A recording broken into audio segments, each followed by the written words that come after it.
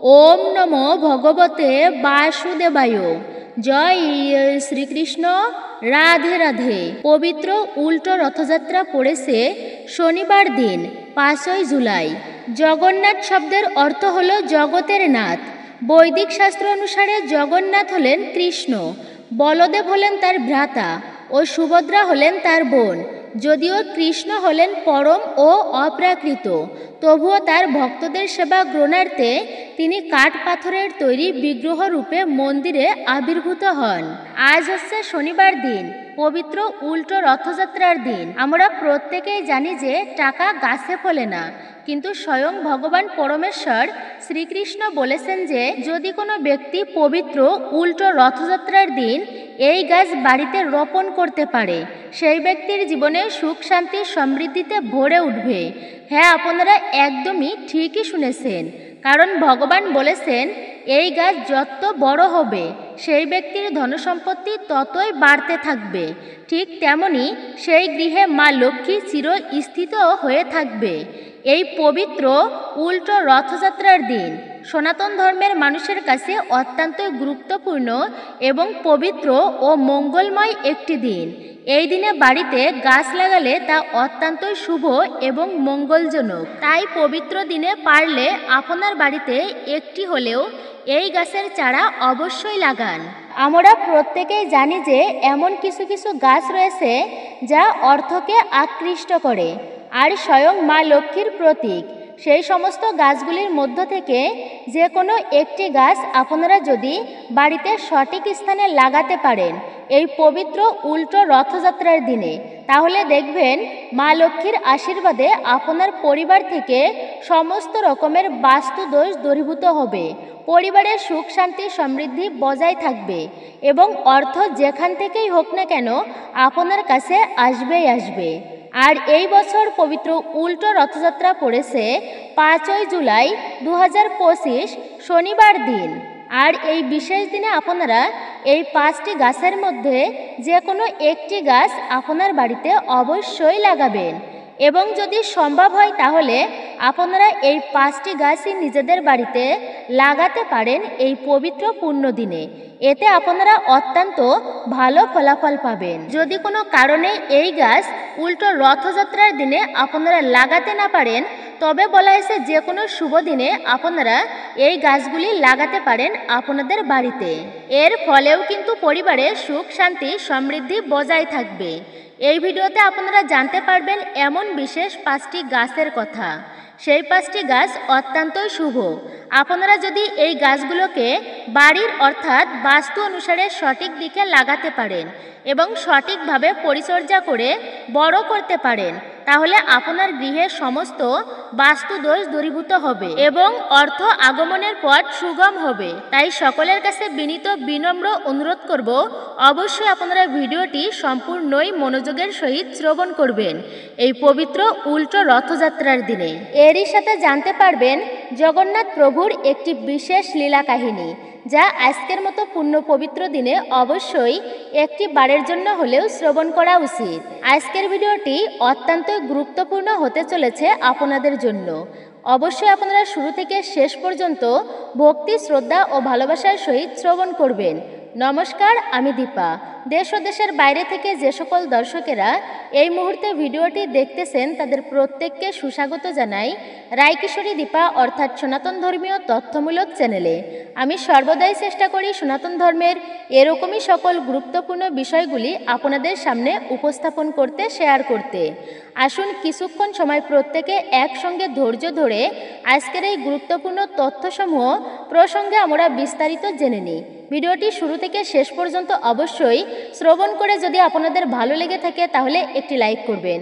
কমেন্টে ভক্তি, ভালোবাসা ও শ্রদ্ধার সহিত জয় প্রভু জগন্নাথ দেবের জয় এবং আপনার ইষ্ট দেবদেবীর নামটি একটি বারের জন্য হলেও লিখে জানাবার জন্য অনুরোধ রইল। চ্যানেলে নতুন হলে অবশ্যই চ্যানেলটি সাবস্ক্রাইব করবেন, পাশে থাকার নোটিফিকেশন বেল বাটনটি অল করে দিবেন। আশা করছি আপনারা একটুকু হলেও উপকৃত এবং সমৃদ্ধ হবেন। অবশ্যই একজন সনাতনী বোনকে আপনারা সাপোর্ট করবেন আমি আশা রাখছি। তাহলে চলুন শুরু করি আজকের মূল ভিডিওটি। স্কন্দ পুরাণ অনুসারে এক সময় স্বপ্নে নীলমাধব অপূর্ব মনোহর বিগ্রহকে দর্শন করে রাজা ইন্দ্রদ্যুম্নর সেই বিগ্রহের অনুসন্ধান করতে লাগলেন। রাজা সর্বদিকে নীলমাধবকে অনুসন্ধানের জন্য বার্তা পাঠালেন এবং তারপর বিদ্যাপতি নামে এক ব্রাহ্মণ এই অনুসন্ধানে সফল হন। তিনি আবিষ্কার করলেন দূরবর্তী এক উপজাতি গ্রামে বিশ্ববসু নামে এক শবর গোপনে নীলমাধবের পূজা করেন। যখন বিদ্যাপতি ইন্দ্রদ্যুম্নর রাজাকে সঙ্গে নিয়ে সেই স্থানে গেলেন, তখন তারা দেখলেন নীলমাধব সেখান থেকে অদৃশ্য হয়ে গেলেন। এই ঘটনার পর রাজা ইন্দ্রদ্যুম্নর তখন বিশ্ববসুকে বন্দী করলেন। এরপর আকাশ থেকে দৈববাণী হলো যে ভগবানের বাসনা অনুসারে তিনি এমন এক রূপে প্রকটিত হচ্ছেন যে হস্ত ছাড়াই তিনি ভক্তদের নিবেদন গ্রহণ করবেন এবং চরণ ছাড়াই তিনি সর্বদিকে বিচরণ করবেন। ভগবান প্রভু জগন্নাথ রাজাকে বললেন, নিশ্চিত জেনে রাখো যে আমার হস্ত সমস্ত অলঙ্কারের মধ্যে অন্যতম, কিন্তু তোমার সন্তুষ্টির জন্য তুমি আমাকে বিশেষ কোনো সময়ে স্বর্ণ ও রৌপ্য তৈরি হস্ত ও পদ দ্বারা আমাকে ভূষিত করতে পারো। রোহিণীর কথনের মাধ্যমে ভগবানের চিন্ময় রূপ পরিবর্তন সম্পর্কিত স্কন্দ পুরাণে উৎকল কাণ্ডে আরেকটি কাহিনী বর্ণিত রয়েছে। উল্লেখ্য, উৎকল হল উড়িষ্যার ঐতিহ্যবাহী নাম। একবার সূর্যগ্রহণের সময় কৃষ্ণ, বলরাম, সুভদ্রা সহ দ্বারকার অন্যান্য বাসিন্দারা কুরুক্ষেত্রে পবিত্র কুণ্ডে স্নান করার উদ্দেশ্যে গমন করেছিলেন। কৃষ্ণ এই আগমন সম্পর্কে অবগত হয়ে যারা কৃষ্ণ বিরহে ভুগছিলেন সেই শ্রীমতী রাধারানী কৃষ্ণের পিতামাতা নন্দ, যশোদা ও বৃন্দাবনের অন্যান্য বাসিন্দারা ভগবানকে দর্শনের উদ্দেশ্যে গমন করেছিলেন। কুরুক্ষেত্রের স্থাপিত অনেকগুলো তাঁবুর মধ্যে একটি তাঁবুতে বলরামের মাতা রোহিণী দ্বারকার রানীগণ ও অন্যান্যদের সম্মুখে কৃষ্ণের বৃন্দাবন লীলা বর্ণনা করছিলেন। দ্বারকাবাসীরা ঐশ্বর্যভাবে অধিষ্ঠিত এবং তারা কৃষ্ণকে পরমেশ্বর ভগবান রূপে আরাধনা করে, কিন্তু বৃন্দাবনবাসীরা মাধুর্যভাবে অধিষ্ঠিত এবং তারা কৃষ্ণের সাথে এমন অত্যন্ত অন্তরঙ্গভাবে অধিষ্ঠিত যা অনেক অর্ধে, কেননা তা বন্ধুত্ব ও প্রেমের সম্পর্কের ভিত্তিতে প্রতিষ্ঠিত। কৃষ্ণ ও বলরাম তখন দ্বারের নিকটে সুভদ্রার দুই পাশে দাঁড়িয়েছিলেন। কৃষ্ণের বৃন্দাবন লীলাবিলাস রোহিণীর মুখ থেকে শ্রবণ করে কৃষ্ণ ও বলরাম পরম ভাবাবেশে অধিষ্ঠিত হলেন। তাদের অভ্যন্তরীণ অনুভূতি বাহ্যভাবে প্রকাশিত হলো। তাদের আখিযুগল বিস্তৃত হলো, তাদের মস্তক শরীরের মধ্যে সংকুচিত হয়ে গেল, সমস্ত অঙ্গ প্রত্যঙ্গ দেহের অভ্যন্তরে প্রবেশ করল। কৃষ্ণ ও বলরামের এরূপ পরিবর্তন দেখে সুভদ্রাও অনুরূপ ভাবাবেশে অধিষ্ঠিত হয়ে এই প্রকার রূপ প্রকাশ করল। এভাবে বৃন্দাবনে কৃষ্ণের লীলাবিলাস শ্রবণ করে কৃষ্ণ, বলরাম ও সুভদ্রা যথাক্রমে জগন্নাথ, বলদেব ও সুভদ্রার অপ্রাকৃত রূপ প্রদর্শন করলেন। সবার প্রথমে আপনাদেরকে জানিয়ে রাখি যে এই পবিত্র উল্টো রথযাত্রা অত্যন্তই শুভ। এই দিনে এমন কিছু কিছু কাজ আছে যা যদি কোনো ব্যক্তি মেনে চলতে পারে তাকে আর কখনোই পিছন ফিরে তাকাতে হবে না, কারণ প্রভু শ্রী জগন্নাথ দেবের আশীর্বাদ ও দেবী মা লক্ষ্মীর আশীর্বাদ সেই ব্যক্তির সঙ্গেই থাকবে। বলা হয় পবিত্র উল্টো রথযাত্রার দিন রথ দর্শন করলেও আধ্যাত্মিক জ্ঞান বৃদ্ধি পায়, চিত্ত শুদ্ধি ঘটে। এমনকি রথ টানার সময় একজন যদি তা দাঁড়িয়ে দেখেন, তাতে তার দাঁড়িয়ে থাকা অন্তরে সমস্ত পাপের মোচন ঘটে। প্রভু জগন্নাথ দেবের দিব্য বিগ্রহের সামনে নিত্য যদি কেউ জয় জগন্নাথ এই নামটি উচ্চারণ করতে পারে, মানসিক শান্তি লাভ হয় তার ও সুখ সমৃদ্ধি আসে জীবনে। মানসিক চিন্তা দূর হয়ে মনকে শান্ত করে এই নাম জপের ফলে। রথপরি জগন্নাথকে দর্শন করলে তার আর পুনর্জন্ম হয় না, সমস্ত পাপ বিধৌত হয়ে আধ্যাত্মিক স্তরে উন্নীত হয়। রথের দড়ি বা রশি, রথ যেই দড়ি দ্বারা বাঁধা হয় সেই দড়ি ধরে টানতে পারা এটা একটা মহান পুণ্যের কাজ বলে মনে করা হয়। রথের এই রশিতে হাত ছুঁয়ে যদি রাখা হয় নানা ধরনের পুণ্য অর্জন হয় বলে কথিত রয়েছে। এই পবিত্র উল্টো রথযাত্রার দিনে যদি কোনো ব্যক্তি তার অর্থ ব্যয় করতে পারে তাহলে অত্যন্তই পুণ্য লাভ হয়। এবং জগন্নাথ দেবের আশীর্বাদ মেলে তার জীবনে। উল্টো রথযাত্রার দিন জগন্নাথ দেবের বিগ্রহের সামনে একটি হলুদ কাপড়ে 11টি কড়ি রাখতে হয়, আর এই কড়িগুলোতে কেশরের ফোঁটা দিতে হয়। সারা রাত্রি ধরে ওই হলুদ কাপড়ের মধ্যে এই 11টি কড়ি ঠাকুরের সামনে রেখে দিতে হয়। পরে ওই হলুদ কাপড়ের মধ্যে কড়িগুলোকে বেঁধে ক্যাশ বাক্সে বা আলমারিতে, অর্থাৎ যেখানে আপনারা টাকা পয়সা রাখেন সেখানে অবশ্যই রেখে দিবেন। রেখে দিলে প্রচুর পরিমাণে আর্থিক সমৃদ্ধি ঘটে, এটা বিশ্বাস করা হয়।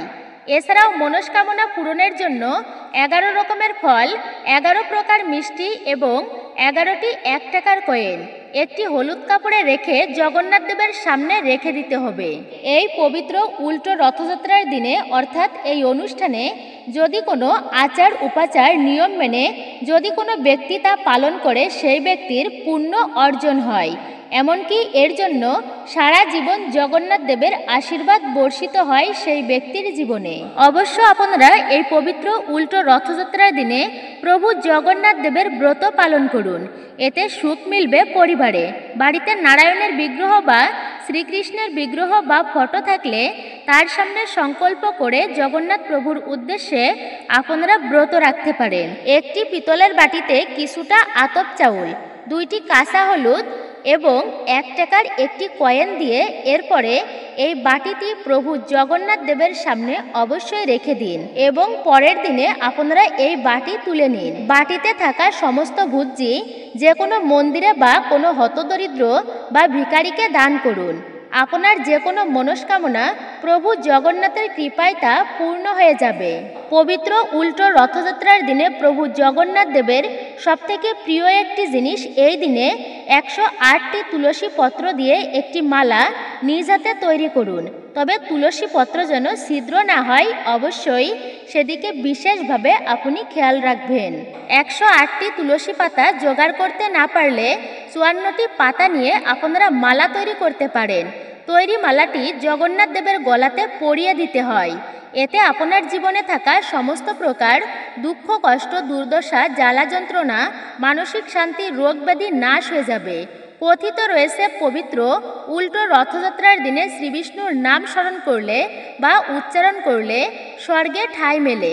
এছাড়া রথের সামনে মাটির দণ্ডি কাটলে এবং রথের মাথা ছোঁয়াইলে স্বর্গ সুখ যেমন নিশ্চিত হয়, ঠিক তেমনি প্রভু শ্রী জগন্নাথ দেবের আশীর্বাদ ও কৃপা প্রাপ্ত করা যায় অতি সহজেই। আপনারা জানলেন এই পবিত্র উল্টো রথযাত্রার দিনে আমাদের কি কি করণীয়। এই পবিত্র পুণ্য উল্টো রথযাত্রার দিনে প্রভুর একটি লীলা আমরা শ্রবণ করি।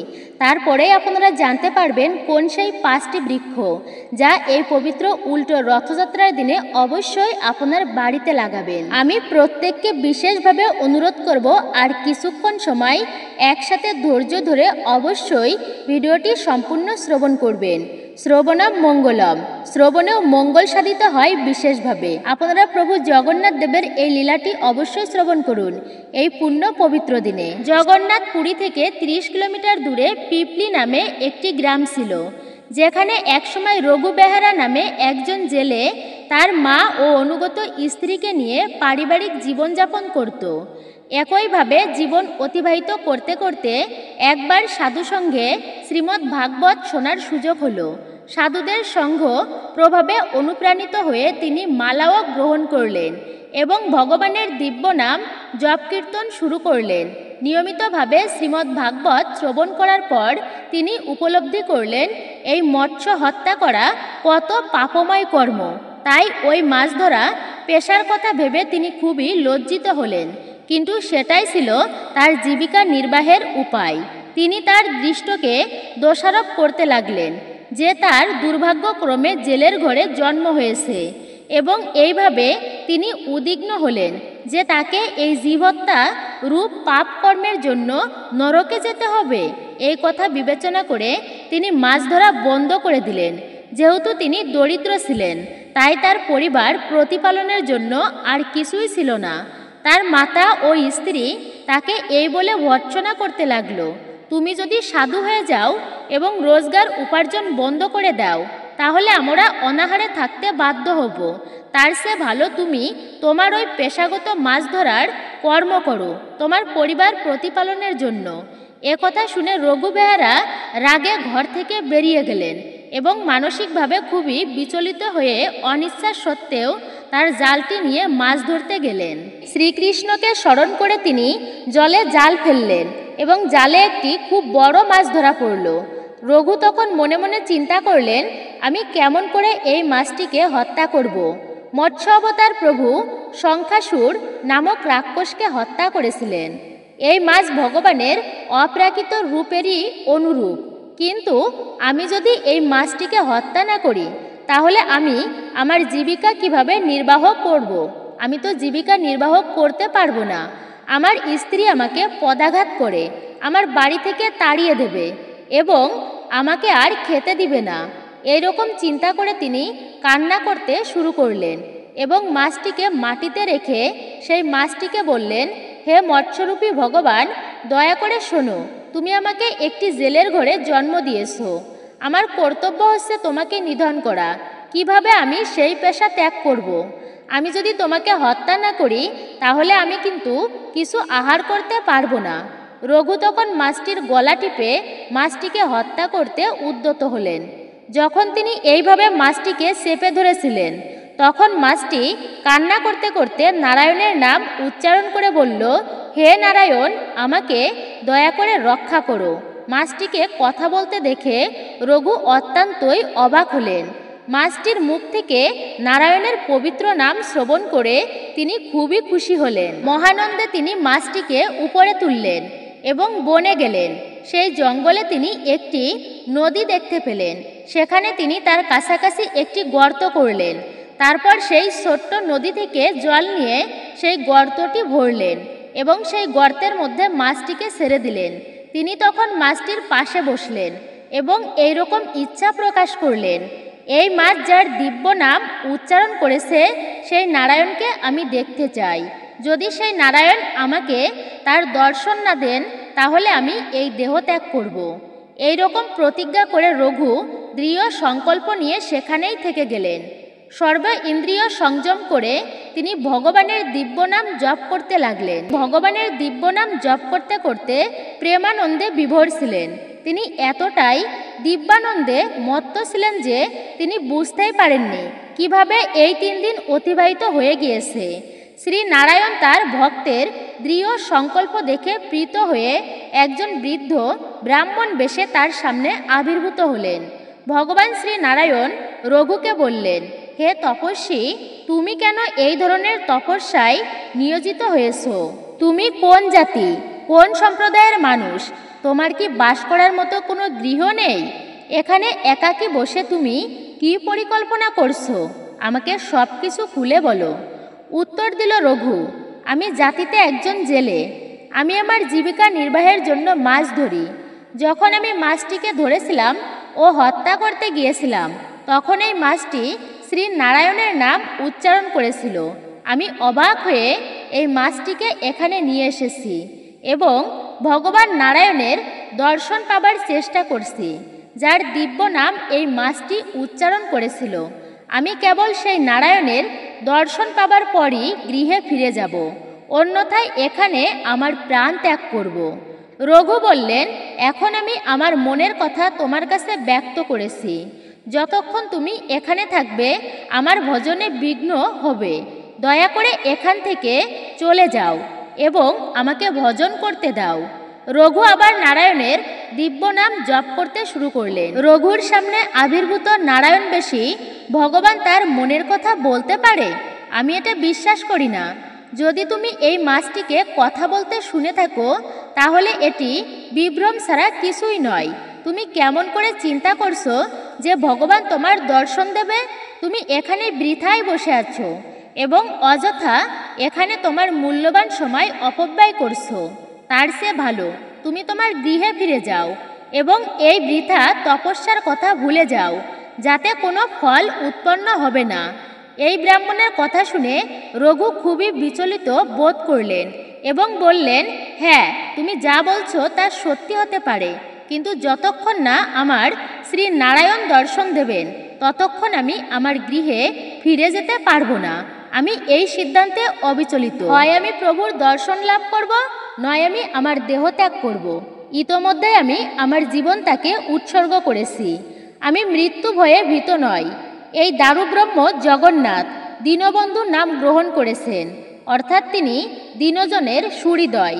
তার মন্দিরে যে পতাকা উঠছে সেই পতাকার নাম হচ্ছেন পতিতপাবন। তার হাতে যে চক্র রয়েছে তা ভক্তের কোনো বিপদ হলে তাকে সাহায্য করার জন্য। তার প্রতি আমার পূর্ণ বিশ্বাস রয়েছে। আমি সম্পূর্ণভাবে তার উপর নির্ভরশীল। আমি দৃঢ়ভাবে বিশ্বাস করি যে তিনি অন্তত একবার তার ভক্তকে দর্শন দান করবেনই। যদি তা না ঘটে তাহলে আমার এই দেহত্যাগ করাই সমীচীন হবে। যাই হোক ব্রাহ্মণ, তোমার পাদপদ্মে আমার শতকোটি প্রণাম। কৃপা করে আমাকে তোমার আশীর্বাদ প্রদান করো এবং তোমার আপন পথে এগিয়ে চলো। অযথা খুব বিলম্ব হয়ে যাচ্ছে। আমি আমার ভজন করতে চাই। রঘু বেহারার কাছ থেকে এসব কথা শুনে বৃদ্ধ ব্রাহ্মণের ছদ্মবেশধারী শ্রী জগন্নাথ চিন্তা করলেন, আমি যদি এখানে নিজেকে প্রকাশ না করি, কোনো সন্দেহ নেই এই দরিদ্র জেলে ভক্তটি দেহত্যাগ করবে। তার নিজ জীবনের প্রতি আসক্তি নেই। এই কথা ভেবে প্রভু রঘুকে বললেন, আমি মাছের মুখ দিয়ে নারায়ণ ধ্বনি তোমাকে শোনাতে চেয়েছিলাম। আমি সেই নারায়ণ জগদীশ্বর। আমি তোমাকে কৃপা করতে এসেছি। তোমার যেমন অভিলাষ তেমনি কোনো বর চাও। অভিভূত হয়ে রঘু বেহারা বললেন, আমি আর কি বর চাইব? আপনার অশেষ কৃপা হলে আপনি স্বয়ং আমার সামনে এসেছেন। যদি আপনি আমার প্রভু হন তাহলে কৃপা করে আপনি আপনার স্বরূপ আমার কাছে প্রকাশ করুন। আপনার সেই অপ্রাকৃত রূপ দেখার জন্য আমার প্রবল অভিলাষ।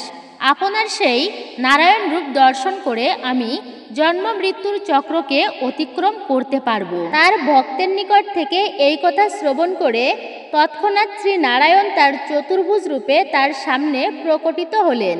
রঘু বিস্ময়ে আনন্দিত হয়ে প্রভুর সেই শঙ্খ চক্র গদা পদ্মধারী দিব্যরূপ দর্শন করলেন। পীতবস্ত্র পরিহিত অনিন্দ সুন্দর প্রভু তার খুবই দিব্য আকর্ষণীয় রূপে শোভা পাচ্ছিলেন।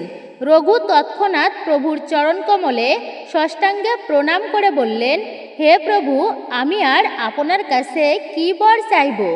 আপনার চরণকমল শিব, ব্রহ্মা ও মহাদেবগণের দ্বারা পূজিত হন। সেই চরণকমল আজ আমার সামনে আবির্ভূত। এই হচ্ছে আপনার মহানুভবতা, উদারতা। আপনার যদি একান্তই কোনো বরদানের অভিলাষ থাকে তাহলে আমাকে এই কৃপা করুন যে আমাকে যেন পরিবার প্রতিপালনের জন্য জেলের কর্ম মৎস্য হত্যা করতে না হয়। আমি যেন আমার দিব্য নাম করতে করতে এই দেহত্যাগ করি এবং যখনই আপনাকে স্মরণ করি তখনই যেন আপনাকে দেখতে পারি। প্রভু শ্রী নারায়ণ বললেন, তথাস্তু, তুমি যা চাও তাই হবে। এরপর প্রভু শ্রী নারায়ণ সেখান থেকে অন্তর্হিত হয়ে বৈকুণ্ঠে ফিরে গেলেন। হাততালি দিয়ে প্রভুর দিব্য নাম করতে করতে তার নয়ন দিয়ে প্রেমাশ্রু বিগলিত হতে লাগলো।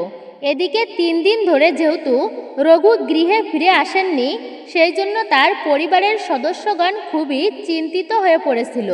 তারা কোনো অশুভ সংবাদ শোনার আশঙ্কা করে কাঁদছিল। রঘু যখন গ্রামে ফিরে এলেন তারা ভাবল যে হয়তো সে উন্মাদ হয়ে গিয়েছে, তাই এইসব নাম কীর্তন ভণ্ডামি। আসলে কাজ করার ভয়ে সে কোথাও লুকিয়েছিল। শিশু বয়স থেকে সে খুব অলস। এখন সে গৃহে ফিরে এসেছে তার স্ত্রীকে ভয় দেখানোর জন্য। এই রকম চিন্তা করে কিছু গ্রামবাসী তার বিদ্রূপ করতে লাগলো। তার পরিবারের সদস্যগণ তাকে দেখলেন, তখন সে খুবই আনন্দিত হলেন। তারা রঘুকে গৃহে স্বাগত জানালেন এবং তাকে খেতে দিলেন। তারপর থেকে রঘু নারায়ণের দিব্য নাম অনুক্ষণ কীর্তন করতে লাগলেন এবং মালা তিলক পরতেন। যখন তিনি ভগবানের দিব্য নাম কীর্তন করতে করতে গ্রামের পথ দিয়ে যেতেন, গ্রামের লোকজন শতপ্রাণোদিত হয়ে তাকে চাল, ডাল, শাকসবজি এবং আরও অনেক কিছু দিয়ে সাহায্য করত স্বতঃস্ফূর্তভাবে, যাতে সে তার পরিবার প্রতিপালন করতে পারে। এভাবেই তিনি সুখে দিন অতিবাহিত করতে লাগলেন। রঘু কিছু বালক তাকে ঘিরে তার সম্বন্ধে নানা কটূক্তি করতে লাগলো। এই লোকটি তার নিজের কর্ম করে পরিবারের ভরণ পোষণ করতে পারে না, সেই জন্য ভণ্ডামি করে সাধুর পোশাক পরেছে। এই ধরনের সাধু বেশ সে গ্রহণ করেছে যাতে ভিক্ষা করে জীবিকা নির্বাহ করতে পারেন। এইভাবে তারা তাকে বিদ্রূপ করছিল, উপহাস করছিল, গালাগালি দিচ্ছিল এবং তার দিকে নোংরা নিক্ষেপ করছিল। কেউ আবার তার জপমালাটি ছিনিয়ে নেবার চেষ্টা করছিল। গ্রামের ছেলেদের এই রকম ব্যবহার দেখে রঘু গৃহে ফিরে আসছিলেন। যখন তার পিতামাতা সেই স্থানে এলো তখন দেখল রঘুর অভিশাপে তাদের পুত্রের মৃত্যু হয়েছে। তারা শিশুর মৃতদেহকে তুলে নিয়ে রঘুর কাছে গেল এবং তার চরণে শুয়ে রেখে তাকে বিনীতভাবে অনুরোধ করল, হে সাধু, তুমি যেহেতু সাধু তাই তুমি সকল জীবের হৃদয়, তুমি সকল জীবের সহৃদয়, তুমি কেন আমাদের পুত্রদের শাস্তি দিচ্ছ? দয়া করে আমার পুত্রের জীবন ফিরিয়ে দাও। তারা রঘুর চরণে পতিত হলো। তিনি তাদেরকে বললেন, আমার যদি কোনো দোষ হয়ে থাকে তাহলে আমাকে শাস্তি দিন। এই বালকটির কিছু ঘটে থাকে তা ভগবানের ইচ্ছাই হয়েছে। তার অপরাধমূলক স্বভাবের জন্য ভাবগ্রাহী প্রভু তাকে দণ্ড দান করেছেন। তার জীবন ফিরিয়ে দেবার আমি কে? প্রভু যদি চান যে এই বালকটি বেঁচে থাক তাহলে প্রভুর ইচ্ছাই পূরণ হবে। আপনারা ভগবানের দিব্য নাম কীর্তন করুন এবং আপনাদের পুত্রের জীবন ফিরিয়ে দেবার জন্য তার কাছে প্রার্থনা করুন। রঘুর উপদেশ অনুসারে সকলেই ভগবানের দিব্য নাম কীর্তন করতে লাগলো। একসময় বালক যেন গভীর নিদ্রা থেকে জেগে উঠল। সেই বালক ও তার পিতামাতা সকলেই রঘুর চরণে পতিত হলো এবং তার কাছে ক্ষমা ভিক্ষা চাইলেন। প্রত্যেকে এই অলৌকিক ঘটনা দেখে অবাক হলেন এবং রঘুকে মহান সাধু ভেবে তার চরণ পূজা করতে লাগলো। তারপরে তারা নিজ নিজ গৃহে ফিরে গেল। রঘু তার নিজ গৃহে ফিরে গেলেন এবং শ্রী গোবিন্দের দিব্য নাম জপ শুরু করলেন। জপরূপ ভক্তিমূলক সেবায় নিযুক্ত হলেন। তারপর তিনি সুখে জীবনযাপন কাটাতে লাগলেন, সুখে দিন কাটাতে লাগলেন। একদিন তিনি অত্যন্ত প্রীতি সহকারে খাদ্য প্রস্তুত করে ভগবানকে নিবেদন করার জন্য তার ধ্যানে বসলেন। তৎক্ষণাৎ প্রভু জগন্নাথ উপলব্ধি করলেন যে তার ভক্ত তাকে ভোগ নিবেদন অভিলাষ করেছে। রঘুর গভীর ভক্তিতে আকৃষ্ট হয়ে প্রভু জগন্নাথ রঘুর সামনে আবির্ভূত হলেন। প্রেমানন্দে রঘু প্রভুকে একটি সুখময় আসন প্রদান করলেন এবং স্বহস্তে তাকে ভজন করাতে লাগলেন। নিজ হস্তে তিনি খাদ্য তুলে দিতে লাগলেন। জগন্নাথ তার ভক্তের হাত থেকে ভজন করার আনন্দ উপভোগ করতে লাগলেন। ঠিক সেই সময় রাজা মন্দিরে প্রভু জগন্নাথ দেবকে বহু ধরনের খাদ্য সামগ্রী নিবেদন করলেন। পুরী মন্দিরে যখন পূজারী ভগবানকে খাদ্য ভোজন করেন তখন তার হাতের তালুতে কিছু জল ধারণ করে রাখেন। প্রভু ভোগ গ্রহণ করেছেন কিনা নিশ্চিত হয় যখন পূজারীর হাতের তালুতে থাকা জলে প্রভুর প্রতিবিম্ব দেখা যায়। একে বলা হয় চলু। সেই দিন পূজারী রাজার প্রেরিত খাদ্য সামগ্রী যখন জগন্নাথ দেবকে নিবেদন করেছিলেন তখন তার জলে প্রভুর কোনো প্রতিবিম্ব দেখতে পেলেন না। তখন তিনি রাজাকে এ কথা জানালেন। রাজা এই কথা জানার পর খুবই বিচলিত হলেন। তিনি তৎক্ষণাৎ মন্দিরে এলেন এবং গরুর স্তম্ভের পিছনে একটি কুশাসনে শয়ন করলেন। শ্রী জগন্নাথ দেব রাজাকে স্বপ্নে দর্শন দিলেন এবং বললেন, কেন তুমি এত দুঃখিত হচ্ছ? আমি এখন পিপলি গ্রামের রঘু নামক জেলের গৃহে ভজন করছি, সেই জন্য পূজারীর তালুতে আমার প্রতিবিম্ব পড়েনি। যখন আমার ভক্ত রঘু আমাকে ছাড়বে তখন আমি তোমার মন্দিরে এসে খাদ্য সামগ্রী ভজন করব। আমার ভক্তের মনোভাবই আমার কাছে সব কিছু। এইসব মূল্যবান খাদ্য সামগ্রীর উপর আমার কোনো অনুরাগ নেই। তুমি পিপলি গ্রাম থেকে আমার ওই ভক্ত রঘুকে নিয়ে এসো এবং তাকে এই পুরীধামে স্থান দাও। তখন আমি তোমার দ্বারা নিবেদিত খাদ্য সামগ্রী গ্রহণ করব। তুমি একদমই বিলম্ব করো না। তখন রাজার স্বপ্ন শ্রী জগন্নাথ দেব অন্তর্হিত হলেন রাজার স্বপ্ন থেকে। রাজা তখন জেগে উঠলেন এবং তৎক্ষণাৎ তিনি ঘোড়ায় চেপে পিপলি গ্রামের উদ্দেশ্যে যাত্রা করলেন। তিনি রঘুর গৃহদ্বারে পৌঁছালেন এবং তার নাম ধরে ডাকতে শুরু করলেন। কিন্তু সেই সময় রঘু ভগবান জগন্নাথ দেবের ভোগ নিবেদনে রত ছিলেন, তাই তিনি রাজার কোনো ডাকে সাড়া দিচ্ছিলেন না। তখন রাজা রঘুর গৃহের ভিতরে প্রবেশ করলেন এবং তার প্রবেশ করা মাত্রই শ্রী জগন্নাথ দেব তৎক্ষণাৎ সেই স্থান হতে অন্তর্ধান করলেন। শ্রী জগন্নাথ দেবকে দেখতে না পেয়ে রঘু হতাশ হয়ে পড়লেন। তিনি ক্রন্দন করতে শুরু করলেন এবং ভূমিতে পতিত হয়ে শ্রী জগন্নাথ দেবকে বলতে লাগলেন, হে প্রভু, তুমি কোথায় চলে গেলে? রাজা তখন দেখলেন সেখানে কি ঘটছে এবং তিনি রঘুকে ভূমি থেকে তুলে তাকে আলিঙ্গন করলেন। তিনি রঘুকে বললেন, হে রঘু, তুমি ধন্য, তুমি ভগবানের আশীর্বাদ প্রাপ্ত হয়েছ। তুমি তোমার প্রেম ও ভক্তি দ্বারা ভগবান শ্রীহরিকে বশীভূত করেছ। এখন আমি তোমার পবিত্র দর্শনের দ্বারা উদ্ধার লাভ করলাম। রাজা তখন রঘুর হাত ধরলেন এবং তাকে সপরিবারে একটি সুসজ্জিত হাতির পিঠে চাপিয়ে তাকে সসম্মানে পুরীধামে নিয়ে এলেন। তারা প্রত্যেকেই শ্রী জগন্নাথ দেবের দর্শনের উদ্দেশ্যে মন্দিরে এলেন। তুমি তোমার প্রেম ও ভক্তি দ্বারা ভগবান শ্রীহরিকে বশীভূত করেছ। এখন আমি তোমার পবিত্র দর্শনের দ্বারা উদ্ধার লাভ করলাম। রাজা তখন রঘুর হাত ধরলেন এবং তাকে সপরিবারে একটি সুসজ্জিত হাতির পিঠে চাপিয়ে তাকে সসম্মানে পুরীধামে নিয়ে এলেন। তারা প্রত্যেকেই শ্রী জগন্নাথ দেবের দর্শনের উদ্দেশ্যে মন্দিরে এলেন। তখন শ্রী জগন্নাথ দেবের ভোগ নিবেদন সার্থক হলো। রাজা মন্দিরের দক্ষিণ প্রান্তে রঘুর জন্য একটি কুটির নির্মাণ করলেন এবং প্রতিপালনের দায়িত্ব নিলেন। রঘু আনন্দের সঙ্গে ভগবান শ্রী জগন্নাথ দেবের সেবায় নিরত হলেন। মূলত এটাই ছিল শ্রী জগন্নাথ দেবের অপূর্ব লীলা কাহিনী, জগন্নাথ দেব এবং রঘুর অন্তরঙ্গ সম্পর্ক। আমরা প্রত্যেকেই জানি যে গাছপালা হচ্ছে প্রকৃতির বরদান, প্রকৃতির আশীর্বাদ। গাছ লাগানো পরিবেশের জন্য অত্যন্তই ভালো। সবুজ গাছপালা আপনার চারিপাশে পজিটিভিটি এবং সৌন্দর্য বৃদ্ধি করে। বাস্তুশাস্ত্র অনুসারে বাড়ির জন্য অনেক গাছপালা রয়েছে যা বায়ু শুদ্ধতা করে এবং আশ্চর্যজনকভাবে বায়ুতে পজিটিভ প্রভাব বিস্তার করে। তার বাস্তুর মধ্যে সেরা কিছু গাছপালা তার মধ্যে হচ্ছে, তো প্রথমতই যে গাছটির কথা আমি আপনাদেরকে জানাতে চলেছি আর তা হচ্ছে লাকি বাম্বু। বাস্তু অনুসারে এই লাকি বাম্বু গাছ গৃহে আনলে আপনার বাড়িতে সৌভাগ্য, খ্যাতি, শান্তি ও ধন সম্পদ নিয়ে আসে। এটি আপনার বাড়ির বা অফিসে এই লাকি বাম্বু গাছ আপনি রাখুন। এই গাছ আপনার জীবনে প্রচুর পরিমাণে সুখ, শান্তি, সমৃদ্ধি টেনে আনে। অনেকেই হয়তো ফ্ল্যাটে আছেন, উঠান বাগান বা ছাদ বাগান নেই। এমন যদি হয় তারাও কিন্তু বাড়িতে একটি টবের মাধ্যমে একটি বাস্তুটিরি অবশ্যই লাগাতে পারেন। এই লাকি বাম্বু গাছ আপনাদের বাড়ির সমস্ত রকমের বাস্তুদোষ যেমন দূর করবে, ঠিক তেমনি পরিবারে সুখ শান্তিতে ভরিয়ে তুলবে। তাই আপনাদের পক্ষে যদি সম্ভব হয় তাহলে এই পবিত্র উল্টো রথযাত্রার দিন বাড়িতে নিয়ে আসুন একটি লাকি বাম্বু গাছ। তাই আপনাদের পক্ষে যদি সম্ভব হয় তাহলে এই পবিত্র উল্টো রথযাত্রার দিন বাড়িতে নিয়ে আসুন একটি লাকি বাম্বু গাছ এবং আপনাদের বাড়ির ড্রয়িং রুমে এই গাছটি লাগাতে পারেন। আর যদি আপনাদের বাড়িতে লাকি বাম্বু গাছ থাকে আগে থেকেই, তাহলে আপনি নিজের অফিসে বা ব্যবসা প্রতিষ্ঠানে যে কোনো স্থানে লাগাতে পারেন।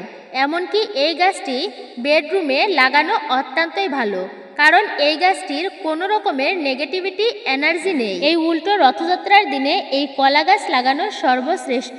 কলা গাছ বাড়িতে লাগানো এই উল্টো পবিত্র রথযাত্রার দিনে সবথেকে বেশি ভালো, কারণ কলা গাছ বাড়ির জন্য অন্যতম এবং শ্রেষ্ঠ সেরা উদ্ভিদ হিসেবে বিবেচিত করা হয়েছে।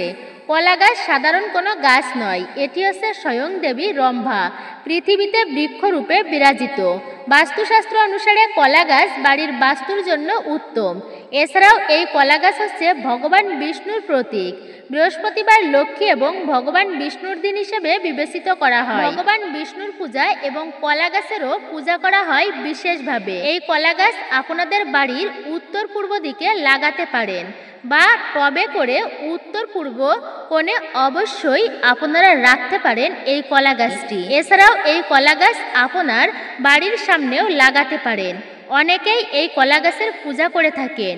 সর্বমঙ্গলময় কাজে কলা গাছ এবং কলা ফল অবশ্যই ব্যবহার করা হয় এবং লাগে সব ক্ষেত্রে। সেই কারণে এই কলা গাছকে বাড়িতে আপনারা তুলসী গাছের আশেপাশে যদি রাখতে পারেন এবং নিত্য পূজা আরাধনা করতে পারেন। তুলসী গাছের পাশে একটি কলা গাছ লাগানো অত্যন্তই শুভ। এতে মা লক্ষ্মী দেবীও অত্যন্তই প্রসন্ন হন। এরপর তৃতীয়ত যে গাছটির কথা আপনাদেরকে জানাতে চলেছি আর তা হচ্ছে নারিকেল গাছ। বাস্তুশাস্ত্র অনুসারে বাড়ির বাগানে এই নারিকেল গাছটি লাগালে বাড়িতে লক্ষ্মীশ্রী বৃদ্ধি হয় এবং লক্ষ্মী স্থিতিশীলতা হয়, ফলে আপনাদের আয় উন্নতি বৃদ্ধি পাবে। এছাড়াও নেতিবাচকতা দূর করে বাগানের দক্ষিণ এবং পশ্চিম দিকে নারিকেল গাছ লাগানো সর্বোত্তম। তবে নারকেল গাছ লাগানোর ক্ষেত্রে মনে করা হয় যে নারিকেল গাছের ছায়া বাড়িতে লাগা ভালো নয়, তাই নারিকেল গাছ লাগান এমনভাবে লাগাবেন যাতে এই গাছের ছায়া আপনার বাড়ির উপর না পড়ে। বিশেষ করে এই গাছটি বাড়ির পশ্চিম দিকে আপনারা লাগাতে পারেন। এছাড়াও আপনারা দক্ষিণ দিকেও নারিকেল গাছ অবশ্যই লাগাতে পারবেন। তবে যে সমস্ত ব্যক্তিরা ফ্ল্যাটে থাকেন তাদের পক্ষে তো আর সম্ভব নয় নারিকেল গাছ লাগানো। এবার যে গাছটির কথা আপনাদেরকে জানাতে চলেছি আর তা হচ্ছে নীল অপরাজিতা। নীল অপরাজিতা ফুলের গাছ। এই নীল অপরাজিতা ফুলের গাছ বাড়িতে থাকা অত্যন্তই শুভ। এই গাছটি যত দ্রুত বাড়বে ততই আপনার ঘরে টাকা আসবে। এই গাছ বাড়িতে লাগানোর সময় মনে রাখবেন এটি বাড়ির জন্য অত্যন্তই ভালো, অত্যন্তই ফলপ্রদ গাছ হচ্ছে এটি। বিশেষ করে মহাদেবের অত্যন্তই প্রিয়, মা লক্ষ্মী দেবীরও অত্যন্ত প্রিয় হচ্ছে এই নীল অপরাজিতা। মা দুর্গা দেবীরও প্রিয় এই নীল অপরাজিতা। ঘরে অর্থকে আকর্ষণ করে এই গাছটি, সেই সঙ্গে মাতা লক্ষ্মীকে ঘরে ইতস্থিত করে রাখে, গৃহের বাতাবরণকে শুদ্ধ করে এবং সর্বোপরি বাড়ির পরিবেশকে শুদ্ধ রাখে। তাই এই পবিত্র উল্টো রথযাত্রার দিনে অবশ্যই আপনারা এই নীল অপরাজিতার একটি গাছ হলেও আপনাদের বাড়িতে লাগান। এরপর সর্বশেষ যে গাছটির কথা আপনাদেরকে জানাতে চলেছি আর তা হচ্ছে নিম গাছ। এই গাছটি এমন একটি উদ্ভিদ যা শুভ শক্তির ইঙ্গিত করে। বাস্তুশাস্ত্র অনুসারে আপনাদের বাড়ির উত্তর পশ্চিম কোণ করে বাড়ি থেকে সামান্য একটু দূরে একটি নিম গাছ আপনারা লাগাতে পারেন এই পবিত্র উল্টো রথযাত্রার দিনে। তাহলে আপনারা অত্যন্তই ভালো এবং শুভ মঙ্গলজনক ফল পাবেন। তবে এই গাছ বাড়ির মধ্যে না লাগানোই ভালো, আর এই নিম গাছ বাড়ির যে কোনো দিকে লাগানো শুভ নয়, তাই এই সঠিক দিকে অবশ্যই লাগাবেন। আর এই নিম গাছ লাগানোর সঠিক দিক হচ্ছে বাড়ির উত্তর এবং পশ্চিম কোণা। এই 5টি গাছের মধ্যে যে কোনো একটি গাছ হলেও অবশ্যই আপনারা বাড়িতে লাগানোর চেষ্টা করুন। দেখবেন মা লক্ষ্মীর কৃপায়, প্রভু জগন্নাথ দেবের কৃপা ও আশীর্বাদে আপনাদের জীবনে সুখ, শান্তি, সমৃদ্ধি ও অর্থ আসবে, আর বাড়ির বাস্তু দোষ দূরীভূত হবে, অশুভ শক্তি নাশ হবে। জয় প্রভু জগন্নাথ দেবের জয়। তো মূলত এটাই ছিল আমাদের আজকের ভিডিওটি আপনার কাছে কেমন লাগলো তা কমেন্টে নিজের মতামত জানাতে একদমই ভুলবেন না। যদি ভালো লেগে থাকে অবশ্যই একটি লাইক করবেন। কমেন্টে ভক্তি, ভালোবাসা ও শ্রদ্ধার সহিত জয় প্রভু জগন্নাথ দেবের জয় অথবা আপনার গুরুদেবের নামটি একটি বারের জন্য হলেও লিখে জানাবার জন্য অনুরোধ রইল। চ্যানেলে নতুন হলে অবশ্যই চ্যানেলটি সাবস্ক্রাইব করবেন, পাশে থাকার নোটিফিকেশন বেল বাটনটি অল করে দিবেন। আশা করছি আপনি একটুকু হলেও উপকৃত এবং সমৃদ্ধ হয়েছেন। অবশ্যই একজন সনাতনী বোনকে আপনারা সাপোর্ট করবেন আমি আশা রাখছি। হরে কৃষ্ণ কৃষ্ণ কৃষ্ণ হরে হরে, হরে রাম রাম রাম হরে হরে। সকলে ভালো থাকুন, সুস্থ থাকুন, পরম করুণাময় ঈশ্বরের অশেষ কৃপায়। তো আপনাদের সাথে আবারও কথা হবে নতুন কোনো ভিডিওর প্রসঙ্গে।